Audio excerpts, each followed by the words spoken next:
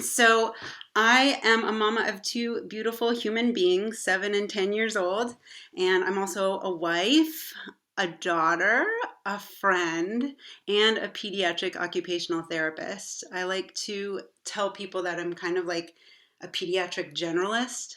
I've worked in every setting that involves babies and children imaginable, the school system, daycares, inpatient, so NICU, PICU, PEDS, mother baby. I'm also at Mission Children's at the Huff Center, and I have my own outpatient caseload there, as well as covering for the developmental follow-up team and the feeding team clinic. So I'm kind of like a floater, like I said, pediatric generalist. Um, and I also, as Julia had mentioned, I have my own private practice called Grow with Joy. And I started this practice because I started to observe that us as caregivers mean so well sometimes. However, when we aren't taking care of ourselves, we can also be a barrier to our child's progress. So that's kind of like the slant I'm going to use in tonight's presentation, which brings me to this other activity that I want us to start together with. So bear with me for a second before I share my, I'm not sharing my screen now, am I? Okay, good. Okay, so what I want you to do is just listen and observe how your body responds to this auditory input.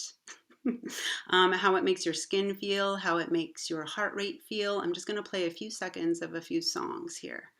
Okay, here we go. And Julie, give me the thumbs up if you can hear this. Okay, good, awesome.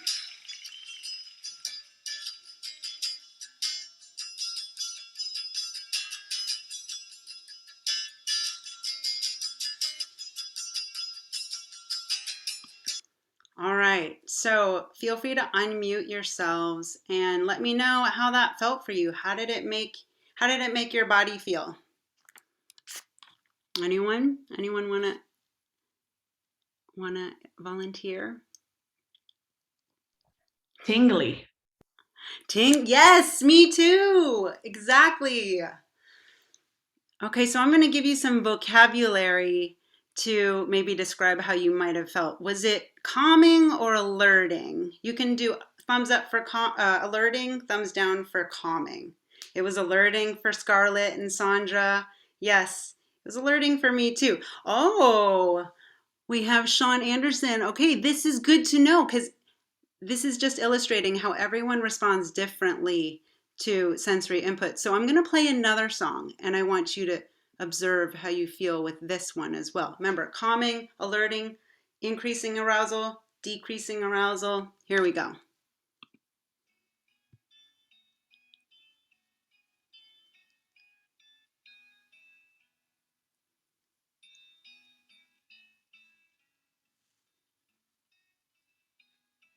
All right. You can give me a thumbs up, thumbs down. This is alerting. This is calming. Calming, relaxing. Ah, we've got a thumb sideways. I love it. Yes. Okay, so yeah, I agree. Can anyone name those tunes? Okay, well, thank you for playing. I appreciate your participation. So that's one of my goals for yeah, it was actually, so the first one was Joni Mitchell. And the second one was Simon and Garfunkel. Okay, thank you for those of you who are inputting, participating over chat. Okay, so I am now going to share my screen, if I can figure that out. Thank you for bearing with me. Okay, share screen.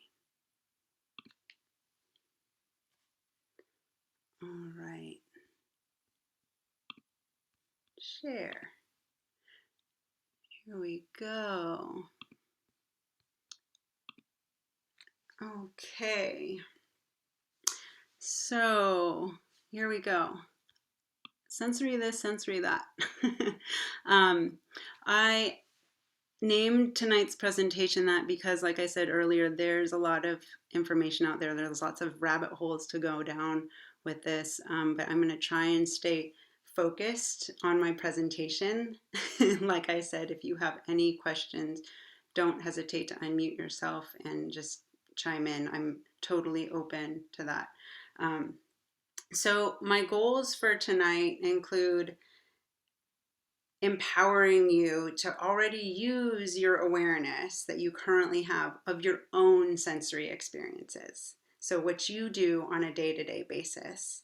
And then take those observations and apply them to your child. And this is like a key essential piece in my approach to body awareness and being able to understand feedback on how our bodies respond to different sensory inputs. So I'll be providing you with language to expand your toolbox, like Julia said earlier, so that you can perform some simple strategies that will help foster self-regulation. So what does that mean? It'll help you be present in your current situation, whatever it is, whether it's attending this talk right now or driving in traffic. Say you're falling asleep, you're driving in traffic. Oh my goodness, what do I need to do? Open the window, turn on the radio really high, stuff like that. But using that OT sort of sensory lens to approach that problem solving, right? And so I also want to give some kudos to the other family group night presentations that you guys recorded and have listed on the website. I encourage you all to go check those out, especially the Rumble Rage Cycle by Dr. Sarah Weiland.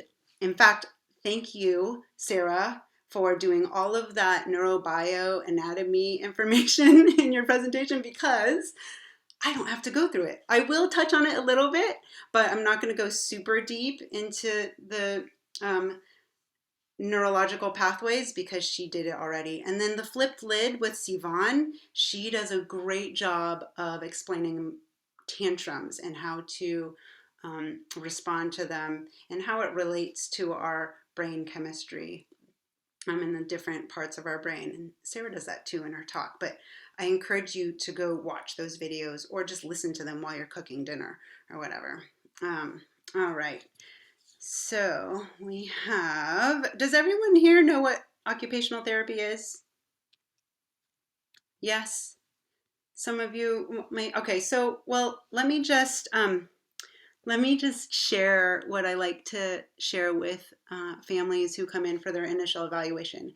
If we take apart the word occupational and to occupation, and you think about the activities that occupy your time, that's what we're working with. We are also known as activities of daily living. So, bathing, sleeping, eating, toileting, getting dressed, and instrumental activities of daily living. So, like time management, money management, navigation. So, how to get from point A to point B, how to make a transaction with another person or tool, machine.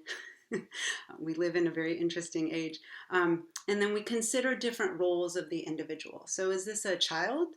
Are you a caregiver? Are you a mother, father? Are you a wife, husband? Are you also a teacher? Are you a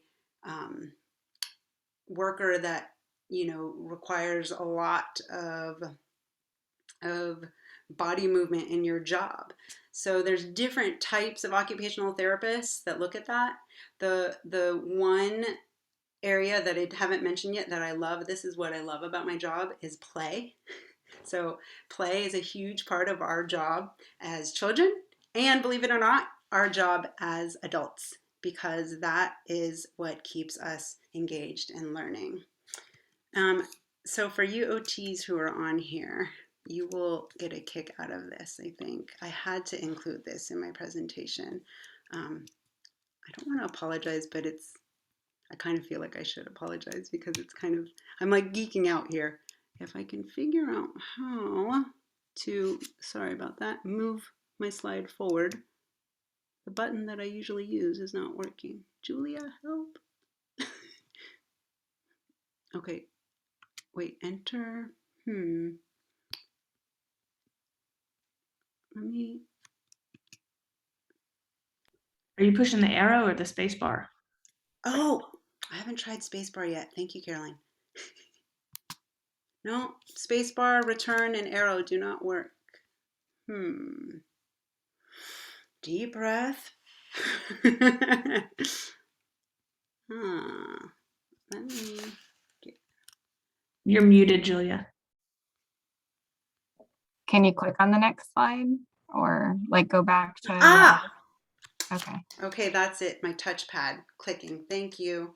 Okay. See, I had a little like sensory overload panic there, right? So I took a deep breath and continued. Thank you, Julia, for saving that. So this is that framework I was talking about.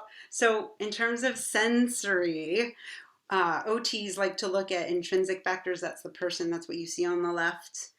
So this is like how our nervous system responds to different inputs. The inputs are extrinsic factors coming in from, say, the wind blowing through your hair or the music that I just played for you. And then we integrate and think about that information and put it together in the way that also considers your roles, like we mentioned earlier, your occupation. So what you're doing, how are you participating, and how are you performing in a certain activity or task?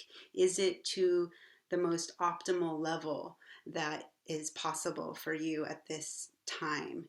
And OTs are very holistic, and this is largely why I just wanted to give you a visual. Again, I can go down lots of rabbit holes, but I will refrain. Okay, clicking. All right, so again, you are the experts. You know your body better than anyone else, believe it or not. No one can tell you what is going on. You just need to tune in to those inputs. And sensory systems are super dynamic in nature. What's going to be calming to you one day might be more alerting or stimulating another day, and vice versa. It also really depends on how much sleep you got, right? Or how hungry you are, or what environmental like situation that you're in with, I want to say cognitive load, but I'm trying not to use that word, with other demands that you have in the many roles that you play in your life. So that picture on the right is my son. He's also the subject in that picture that was posted on the website. And this is at the Asheville Mall. This is at Jump Jump, which this is not a plug for Old Navy. But I do want to mention that also at the Asheville Mall, we have Arms Around ASD, which is another awesome organization in addition to the St. Gerard House that works with people and families of those with special needs. In Arms Around ASD, of course, it's ASD. And then on the left is a picture of my daughter. She decided that she wanted to give herself a whole body mud mask. Okay, so here are two of my favorite quotes. The first one being by Stephen Covey. He is the one who wrote the 7 Habits of Highly Effective People, and this is one of those habits. So seek first to understand, then to be understood. So in order to be effective with our sensory approach, we need to understand our child's sensory needs, right? Before we go in there and start trying to tweak things or purposefully, intentionally provide certain inputs. And then the second quote, intelligence is in large part the product of interaction with the environment. I love this is by Jean Piaget. He was a psychologist, a Swiss psychologist, and he has some theories about child development and experiential learning. So we all know that there's different types of intelligences, right? There's emotional intelligence, there's visual spatial intelligence. Architects have a very high visual spatial intelligence. There's also olfactory intelligence. So, you know, sommeliers, people who can like smell a glass of wine and know the vintage, the varietal. They've got that olfactory intelligence.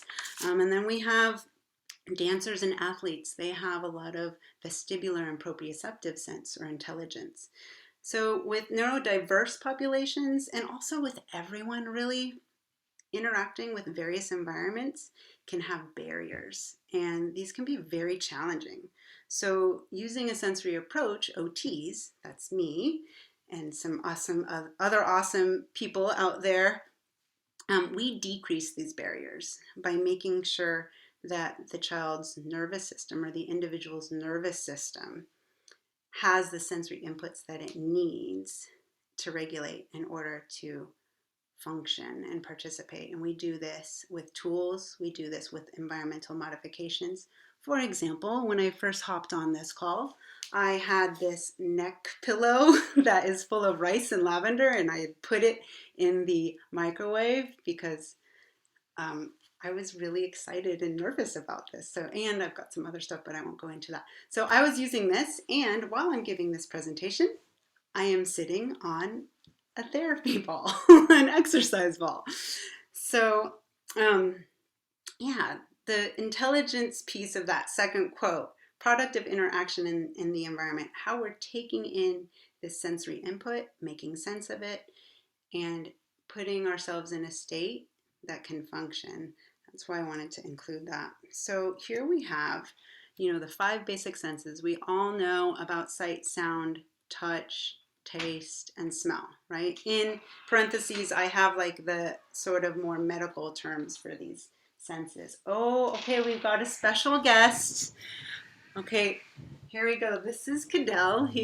This is my son who was in that picture of him in that box, right? And I wanted to show you all something really quick that we've been doing. This will make more sense later. No, now you can see my notes. This will make more sense later when I talk about sensory menus and intentional sensory experiences. But lately, he's been doing this thing with me where we're holding hands like this. Our fingers are interlaced. He straightens his arms and he's pushing his body against my hands. So I'm putting input into his joints, and it really helps him when we're out in public and there's lots of people around, because Mr. Cadell is a homebody, and the pandemic just reinforced that more so. So when we go places and there's lots of noise and lots of activity, he'll just come up to me and I'll either give him bear hugs or we'll do that activity that I just showed you. Thank you, bud. You want to say hi? Hi. Okay. Thank you so much. And he has a body sock as well that he just left with. Do you want to show them your body sock? So this is another sensory tool that I was going to mention later, but might as well just do it right now. So he's stepping into this Lycra sort of sock. How many of you are familiar with a body sock? Awesome. So he likes to use this after coming home from school too. It provides deep pressure into those joints again. And he also has a bunch of stuffed animals inside of it for increased tactile input. And he slept in it last night, huh? Yeah. Yeah. Okay, thanks, bud. Mwah. Thank you. You're a good helper. All right, back to the PowerPoint. By the way, just want to get like an idea here. How many of you feel like you need a little alerting? Because I've got a couple of activities for us planned. Should we do that right now? You good? You good? Okay, well, you know what? I'm gonna do it really quickly just for myself because I feel like that was a little like I knew he was coming, but I didn't think he was gonna come this soon, and it kind of knocked me off of my little schedule. So I'm gonna do something really quick. This is called a hookup. And what this does is it basically helps both sides of your brain communicate and regulate each other. So I don't know if you know this, you might not. Your right side of your brain is responsible for the left-sided movements of your body and vice versa. Left side of your brain, right side of your body, right? So the hookup is part of brain gym. You're gonna put your arms out like this, thumbs down, interlace your fingers, and then bring your hands up through your arms. Awesome, I love this participation. And then you're gonna cross your ankles at your feet, cross, and then put the tip of your tongue to the roof of your mouth behind your front teeth. And you're going to take 3 deep breaths. In through the nose, out through the nose. You can close your eyes if you want. Okay, and then you're going to unravel, and then you're going to lock that in by putting your fingertips together, just like this, and laying those in your lap. And that's called a hookup. And I already feel calmer. How about y'all? Is that organizing or what? It's pretty nice, right? Yay, thumbs up. Okay, so back to our senses and their systems.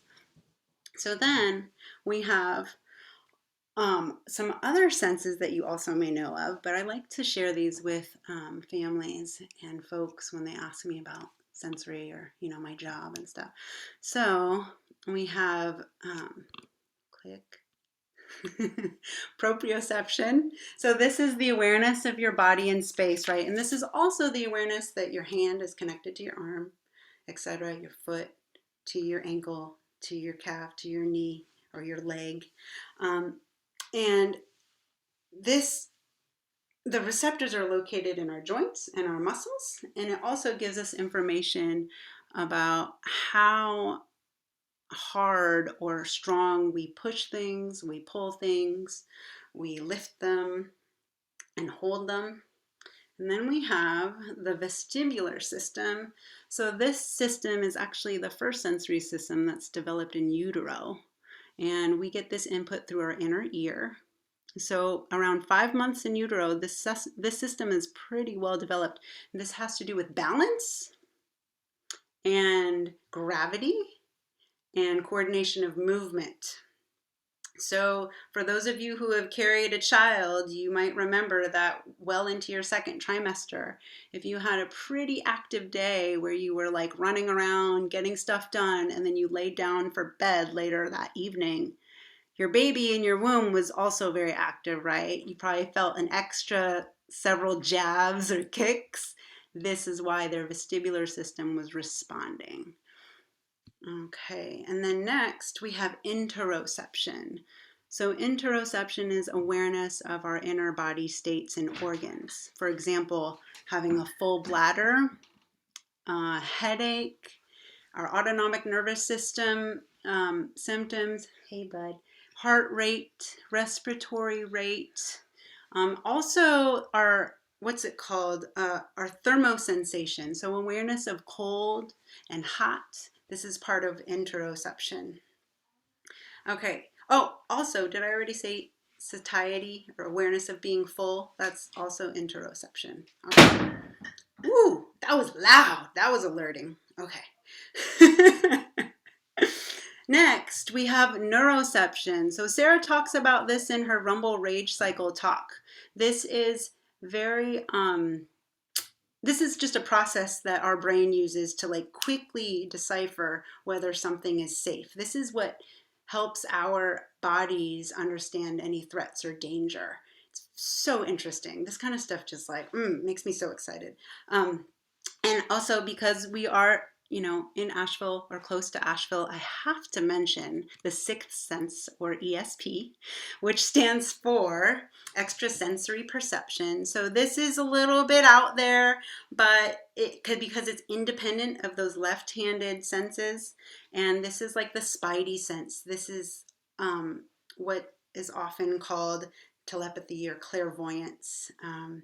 Energy intuitives use their ESP to channel or be able to say and predict, what they think is going to happen in the future.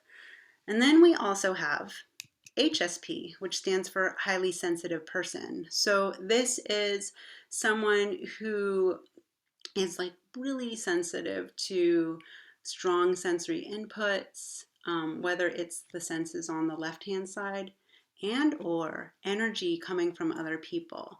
So a subset of HSP I like to think of as empaths. So when you're empathic, right, you're you have the ability to step in someone else's shoes and you're like seeking to understand their perspective and to use that to guide your actions and how you interact with them.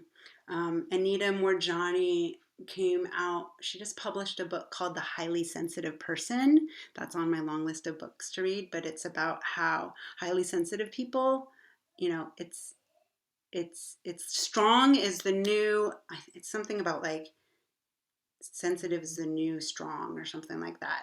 It basically talks about how to tap into this and use it to your advantage. Okay, so how are we all doing? Do we need another activity? We're good? No? Yeah? Good? Okay, so actually, here's what I'm going to do. I just remembered I have a little note over here to remind me. So now that we know all those systems, I want you to watch this video. This is my daughter. And see if you can recognize and identify what sensory inputs she's receiving during this activity. Okay, here we go.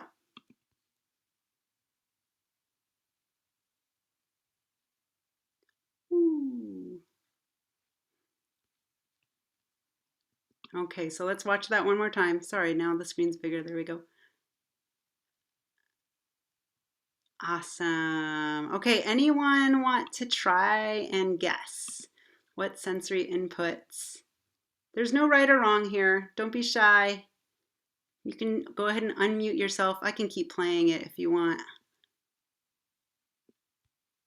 Okay, so when she's jumping on that trampoline, she's getting proprioceptive input into her joints from her feet, right? She's getting that bounce back from the trampoline. She's also having to organize and balance her body straight up and down, so that's vestibular sense. And she's getting tactile, which is especially increased when she lands in the foam pit, that tactile input, right?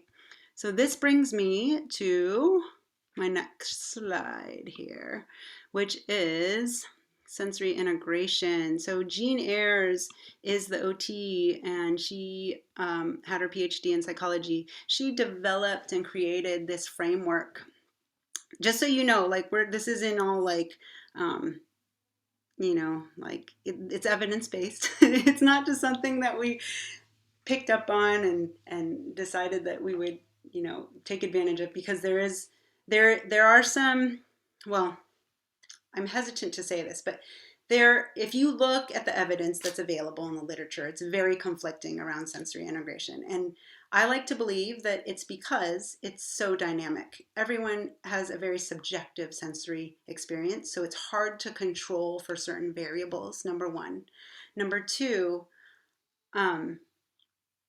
we all have different thresholds, and controlling for that variable is very, it's just really difficult to do that, especially when you're working with kids who might not have the proper language to even recognize, you know, the certain terms or sensations. And I like to use case studies, and I encourage people to always ask me questions if they see something and they want more guidance or support around like aromatherapy or something, then I will follow up on that. And if it works, it works. Great.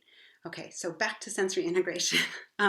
So this process that Jean Ayres developed is, or this framework is the process where our brain makes sense of the information coming in, how it organizes it, and then how it regulates our system so that we can do what we need to do.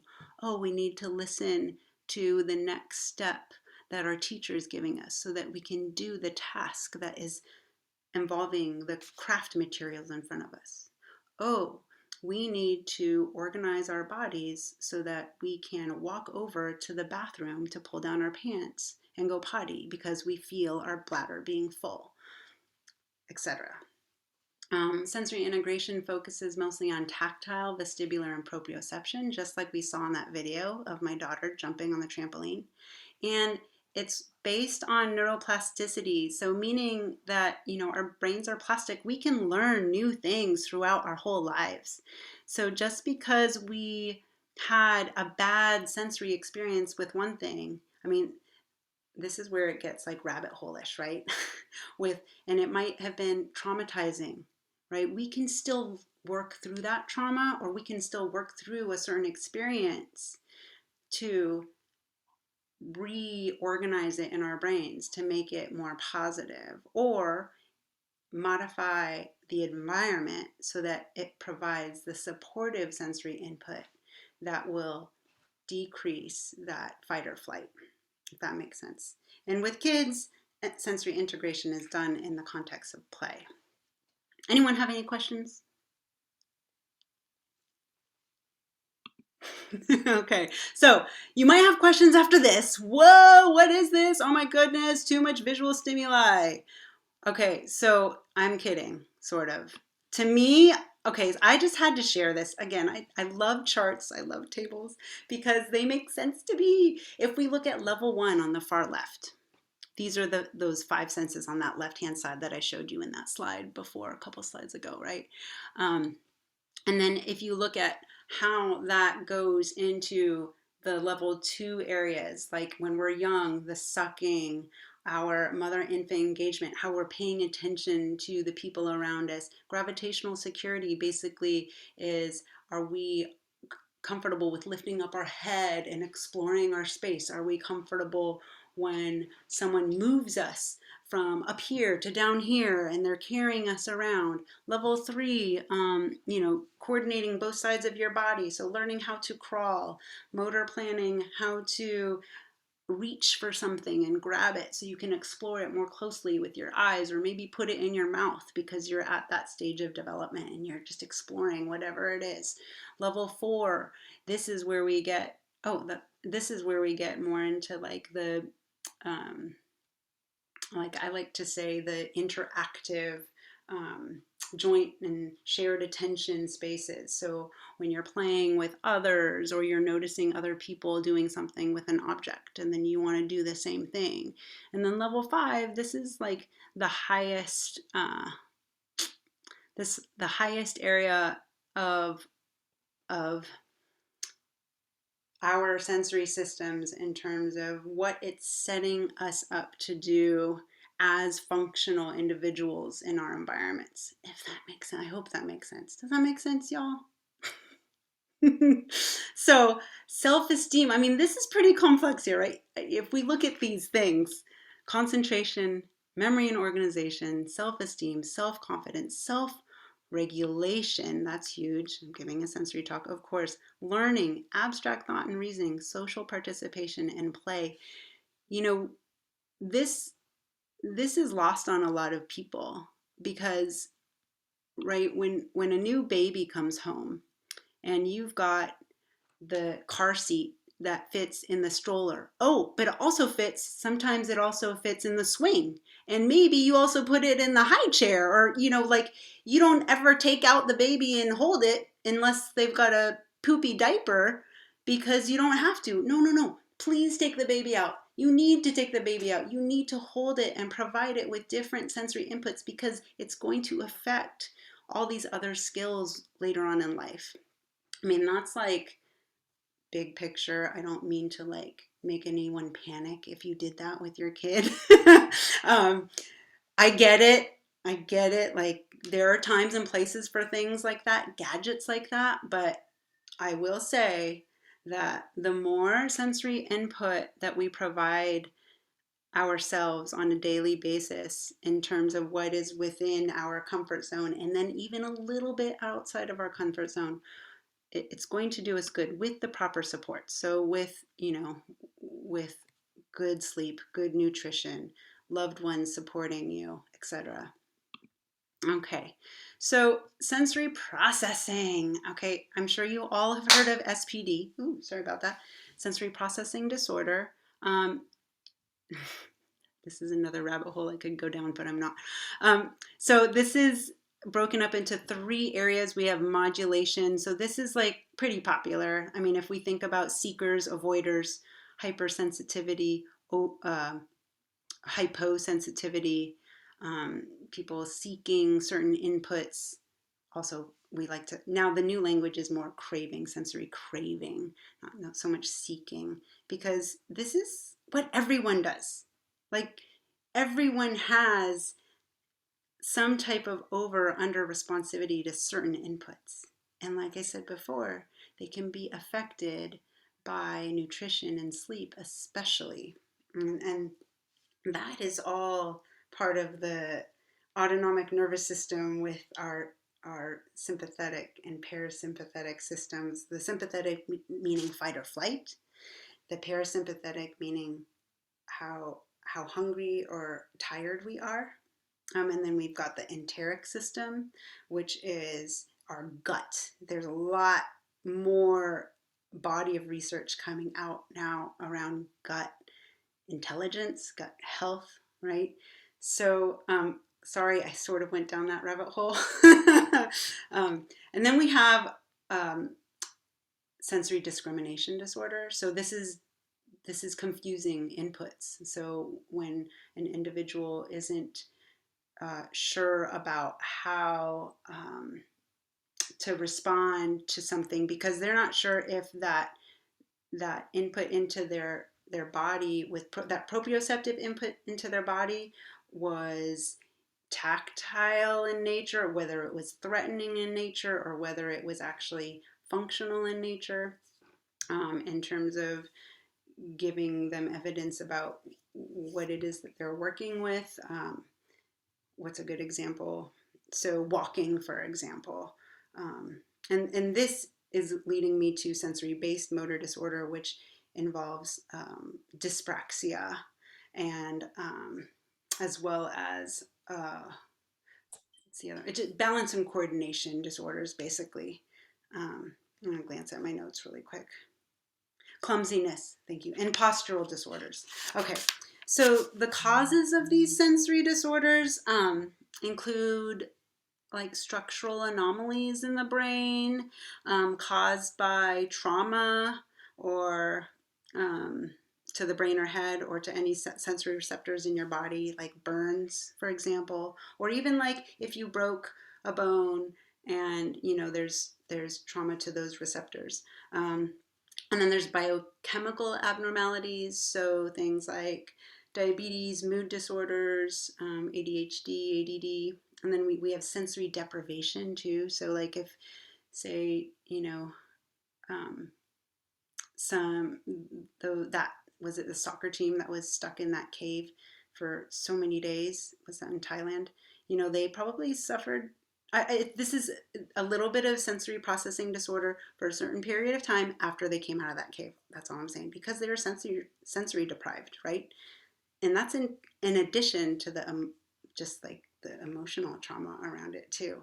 And then we've got genetic abnormalities, prenatal drug and alcohol abuse, and even physical abuse. Okay, so another chart. I think this is the last one. I'm sorry. So this chart is a good visual. If you look at that arrow on the left-hand side where it says sensory threshold, everyone kind of sits when we consider those different sensory inputs, the auditory, the visual, the olfactory, the touch, the taste. Like, for example, I have a super acute sense of smell, right? So I'm sitting pretty high on that threshold. I'm sitting pretty low on that threshold because I can detect certain smells that my husband cannot. He has a high threshold. So like if we're driving somewhere and we drive by like a cow farm or something, I can smell it from like a mile away. And he can only smell it when we're like literally within eyesight of the cows, right? So and then if you look at this arrow on the top, this self-regulation arrow. So self-regulation meaning like what are the things that we do to regulate our own systems? And believe it or not, we're going to get there soon. We do things every day. We might not know it or realize it, but we do things every day upon waking that regulate our systems. So for example, getting up. Oh, I have a full bladder. I'm going to go empty it, right? That's part of self-regulation, because if you can't empty your bladder, how are you able to attend to all the other things when you've got a full bladder. And then the other thing would be like brushing teeth, drinking coffee, or drinking something warm or cold, taking a shower, exercising. Those are all methods of, how we carry on in our lives, but also how we regulate our system so that it's prepping us for the activities and the jobs, the occupations that we have in front of us for the rest of our day. Okay, so then you'll see sensory seeking in the far upper right corner. So, like I said earlier, like if someone is really, if someone is really affected by, like, I'll just use the pandemic as an example, right? So if someone is really affected by now being in a more, say, crowded indoor space, because you weren't used to it. You were deprived of it. For over a year, you were deprived of going into a restaurant and eating inside of the restaurant. And now all of a sudden you are finding yourself in a restaurant because you you feel a little bit comfortable and you like doing that activity before, but you are also you know that being in your own home is, and being in like a quiet kind of like space in your home is what gives you comfort. That's what's regulating to you. You are seeking that sense of quiet. You are seeking that sense of not having many bodies around you moving, and that is what you are going to do to make it so that you feel better in your body. So if you're in a crowded restaurant and you can't achieve that, what do? Oh, maybe you ask for a table that's on the periphery. Maybe you ask for special seating around some uh, textiles that are hanging from the ceiling because they're absorbing sound. Maybe you don't sit inside, you sit outside. Is that making sense to everyone? Okay. And it can vary too with the sensory avoiding piece. Um, so you have a low threshold for crowded, noisy spaces. So you are going to avoid that type of input, right? Um, and yeah, this is another rabbit hole that if anyone has any questions, please ask at any time. Um, I will also move forward because I like this slide. So, okay, so everyone has sensory needs, like I talked about. Look, we've got Oprah drinking her tea, people taking baths. That's Liberace taking his fancy bath, bubble bath. But you know what? For me personally, that would not be very relaxing because there's way too much visual stimuli going on, right? What I would find relaxing is this other bath over here on the upper right, because that seems way more calm, less visual stimuli. And then we've got Mark Wahlberg working out because that's what he needs to do in order to take care of his kids and also have a job. But the sensory need to pump iron, to have that resistant exercise, to get that deep pressure and do that heavy work can be also very calming and regulating. Walking your dog. I don't know if you guys have seen this movie. It's so cute. It's called Hachi, and Richard Gere stars in it. And it's about this dog that like greets him at the train station every single day he comes home from work. It's so sweet. But yeah, walking your dog, just the sensory experience of having a walk, being outside, but also being able to touch and pet your dog, that fur, oh, the smell of the dog, like it's so comforting. This is what calms you and regulates you, right?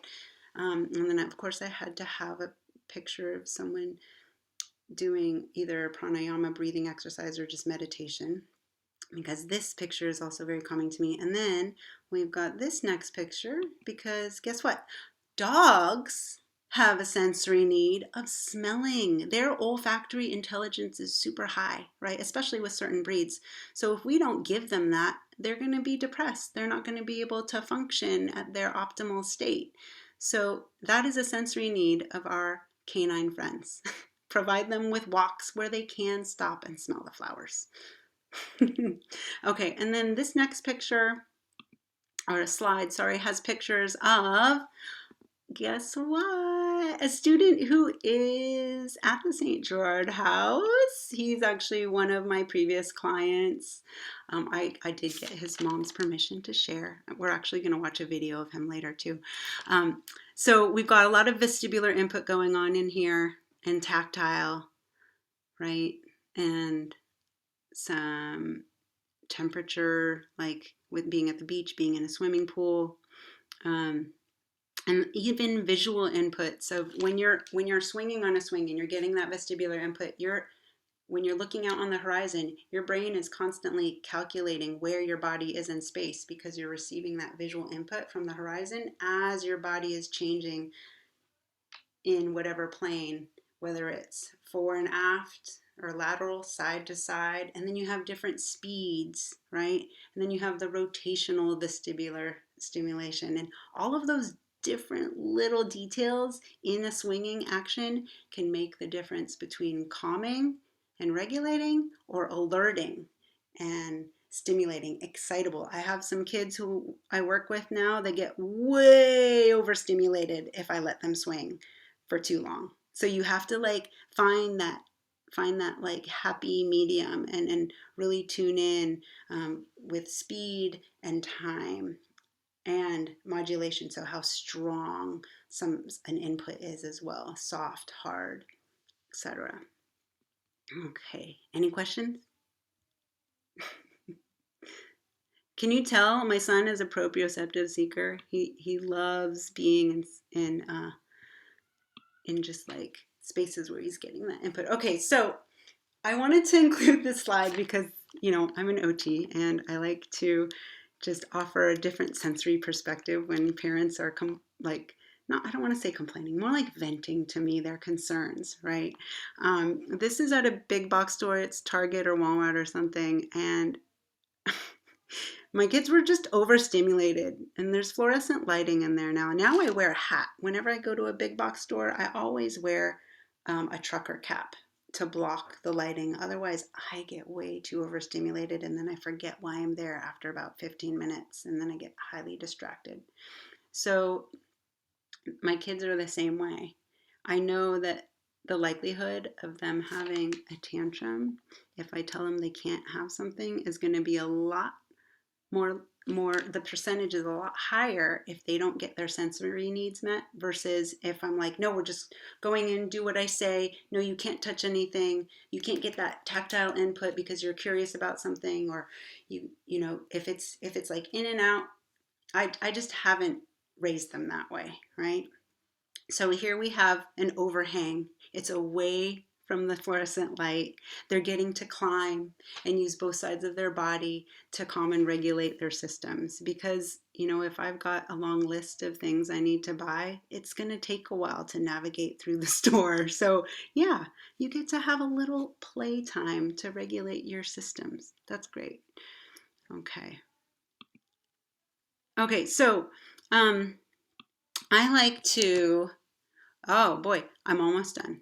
I know our time's almost up, and I apologize. I like to use body awareness as a baseline for sensory intervention. So the two most popular curriculums out there are the alert program and the zones of regulation. The alert program I like to use with younger kids. So this is how does your engine run, right? So low being you're in a under aroused state, you're tired, you're going low and slow. Just right is optimal for participation and learning, and then high is like super excited, right? And then when you learn that, you can go. My older kiddos, who I work with that have more language, around body awareness, we'll use the zones of regulation curriculum, and that includes another zone, which is the yellow zone. So that's like approaching high, approaching your engine being high. And then I found this.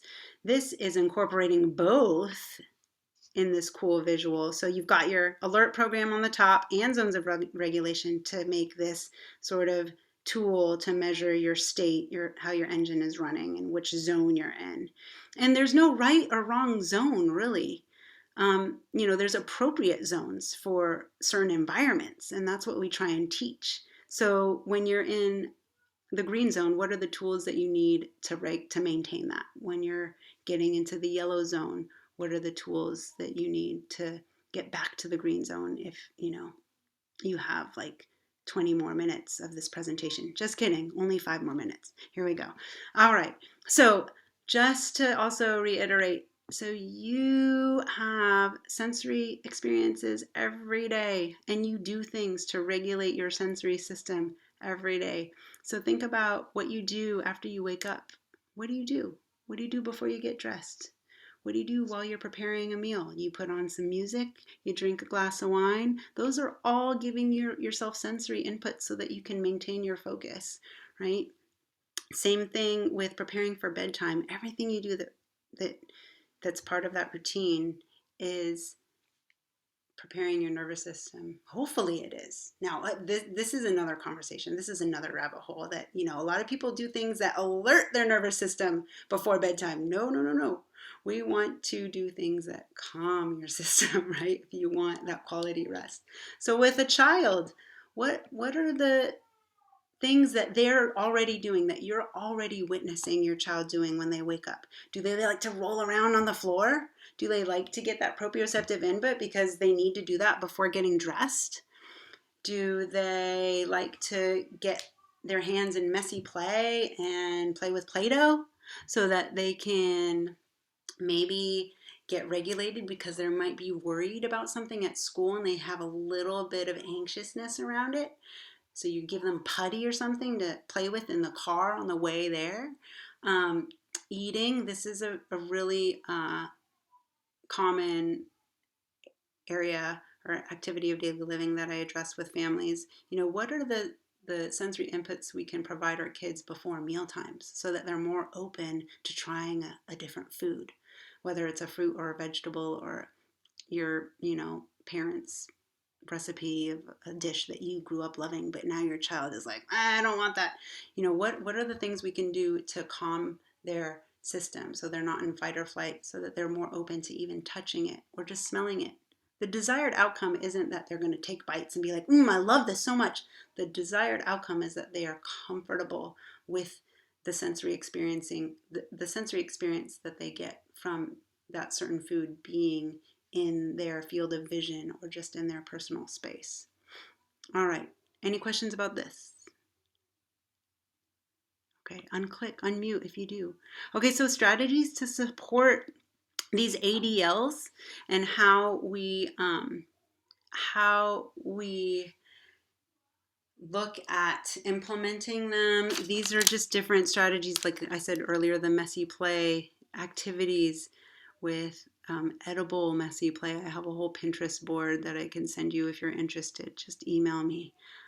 Heavy work activities, so like carrying groceries from the car into the house, playing music, singing, having a retreat corner so that your student or child can decompress when they come home from school and they can just veg out and unplug with a meditation jar or doing a mantra or a prayer.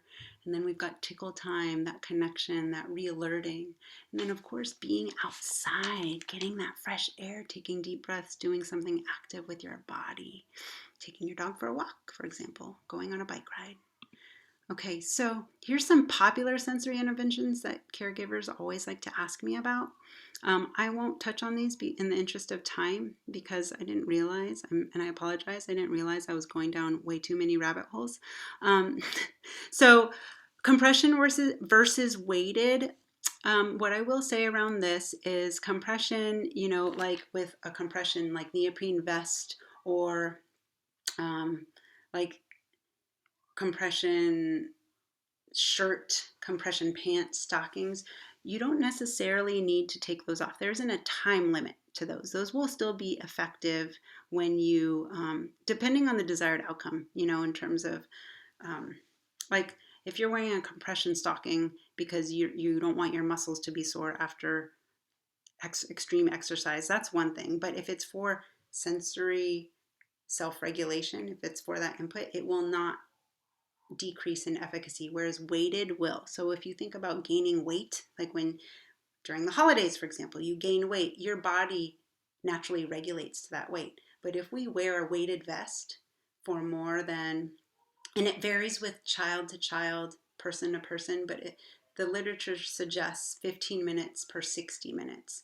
So if there's a certain activity that you want to support your child with, or your student with at the tabletop, wear that weighted vest, put that weighted lap pad on for 15 minutes max, and then take it off so that it won't lose its efficacy over time. And then there's the brushing protocol, which is also known as TheraPressure with joint compressions. That's tactile input and proprioceptive input. This works really well with kiddos who have tactile defensiveness, so that they're avoiders of certain things like, say, brushing teeth. So, like, just relating it back to ADL. So, like, the feeling of having a toothbrush and the bristles on your teeth and your gums, like, somebody can be really sensory averse to that. But with the brushing protocol, we might be able to decrease their aversive, resistant behaviors by providing that input to help calm and regulate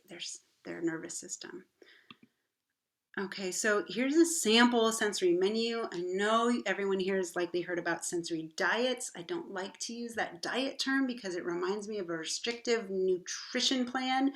So a good friend, coach, suggested and calls it a sensory menu with her clients. And I love that because it makes more sense because you can pick and choose, right? You can pick and choose what you want, sort of when you want, depending on, again, how much sleep you've had, what your demands are, and how well you're providing yourself with nutrients or nourishment, eating your diet, your diet.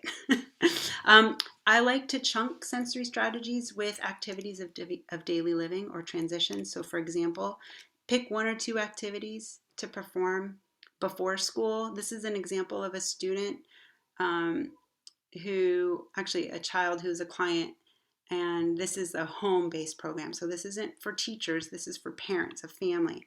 So providing these inputs before school, right? Wearing a weighted backpack, doing hand squeezes before leaving the car, leaving the house and getting into the car, and then going into the school building.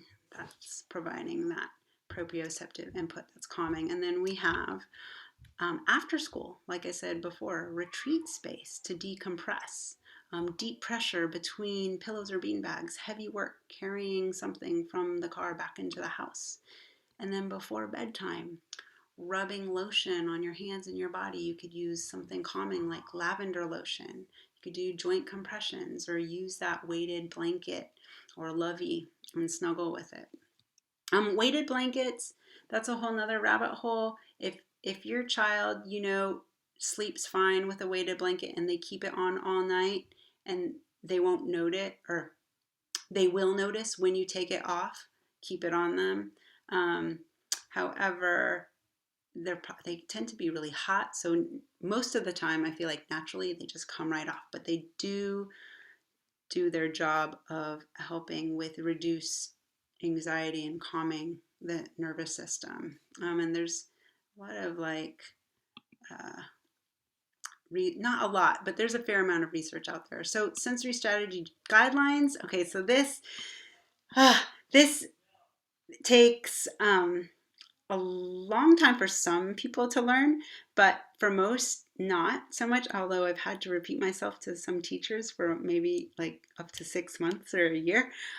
So we want to use sensory strategies to prepare our nervous system. This is not a reward. This is a preparatory strategy. We want to fill your cup and get your nervous system ready to be in that green zone, to be in the just right state so that you can do what it is that you need to do. So here's what happens if it's not that. Oh, I see that so and so is having a really hard time. I'm going to go take them outside on a walk. Okay, so that's okay in some senses, but what are we reinforcing? We are reinforcing maybe that sensory avoidance behavior or the aggressive behavior or the sensory seeking behavior of like hitting something, getting that input themselves. We want to feel that the desired outcome is that they don't get to that point. We want to fill their cup with these interventions or sensory strategies before that makes any sense. So we want to consistently do this to provide a routine, and this is going to increase their body awareness, and it's strategic, right? So it's calming and regulating the nervous system. You're always going to provide a time limit or a quantitative value. So like, oh, you're going to jump on the trampoline, we're going to do it for 5 minutes. And that's with you have in mind, this is going to help them so that they can get in the car and we can go run errands. Have that time limit on it, because like I said earlier too, if a kiddo is swinging too much, they might just get over aroused. And then you're going to do 1 to 2 activities before the ADL or before the challenging task. And then if a strategy is not effective anymore, it's okay. You can recalibrate. You can choose another tool and observe what they're already doing, because kids are smart and they're giving us clues all the time. We just need to pay attention. Oh, and then ask your OT, of course. So here's the list of blogs and books that I find are really helpful. Just a list of resources. And then we've got the alert program here, zones of regulation. And then I have the brain gym hookup on here as well. And lastly, does anyone have any questions? Thank you so much for listening. I'm so sorry I went over our time together. I want to respect that. I had a lot of rabbit holes. Okay, we're 7 minutes over time. I'm gonna take back host if you can. Oh, do yes. that. How do I? Okay. Maybe I can do it, actually. Haha, I did it. That's interesting. Oh, I just remembered I had that get... video. That's okay. Unless you all want to watch it. How are we doing on time, guys? Do you want to watch a video? Thumbs up, thumbs down? Yeah. Okay. It's like we can switch it back over. Okay. Does anybody need to go but has a question before we watch the video? It's really short. Okay. I'll hand it back over and you can, maybe I can hand it back over. Oh, it's letting you do it. Oh, anyway. So I'm already sharing? Yeah. Go ahead. Okay, so this video is basically an example of a client that I had who is at the St. Gerard house now. And he was just so fun to work with. And this is at his house. And he's seeking this input so that he can do what I laid out for him. We usually had like 3 or 4 tasks that we were working on his fine motor skills with. And so this is him getting regulated so that he can then come with me on the floor and do those fine motor tasks. So you'll notice that I'll give him certain prompts before he comes down to do those activities. Okay, here we go. You are excited, aren't you? Come on down. Let's finish this. 10 seconds, and then come on down. 5, 4, 3, 2, 1. Okay. All right. So I really wanted to show you all that because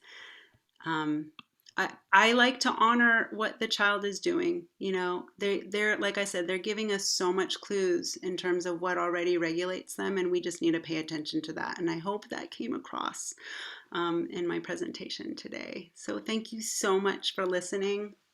If you want to, thank you, Joy. Thank you, Joy. That was really sweet.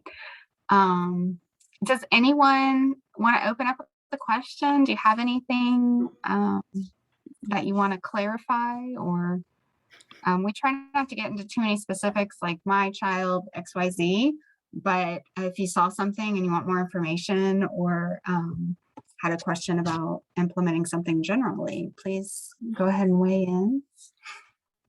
And I have a question. I'm available, but